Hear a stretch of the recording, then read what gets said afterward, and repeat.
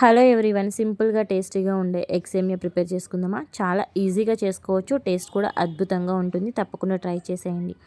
Pan పెట్టుకుని 1.5 cup సేమియా అయితే వేసుకోవాలి. వీటిని గోల్డెన్ కలర్ వచ్చేంత వరకు ఫ్రై చేసుకుని పక్కన పెట్టుకోవాలి.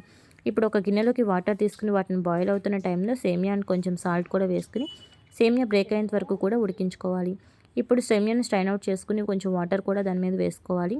ప్యాన్ పెట్టుకుని కొంచెం ఆయిల్ వేసుకుని 4 ఎగ్స్ అయితే వేసుకున్నాను. ఇప్పుడు ఎగ్స్లో కొంచెం పసుపు అండ్ కారం అండ్ మిరియాల పొడి కూడా వేసుకుని మంచిగా ఫ్రై చేసుకోవాలి. లాస్ట్లో కొంచెం సాల్ట్ కూడా వేసుకుని కలుపుకున్న తర్వాత ఎగ్స్ ఈ విధంగా ఉంటాయి. ఇప్పుడు ప్లేట్లోకి తీసుకుని పక్కన పెట్టుకోవాలి. ఇప్పుడు అదే ప్యాన్లో కొంచెం ఆయిల్ వేసుకుని ఆనియన్, పచ్చిమిర్చి, కరివేపాకు వేసుకుని ఒకసారి ఫ్రై చేసుకున్న తర్వాత క్యాప్సికమ్, క్యారెట్ కూడా వేసుకుని హై ఫ్లేమ్లో ఫ్రై చేసుకోండి.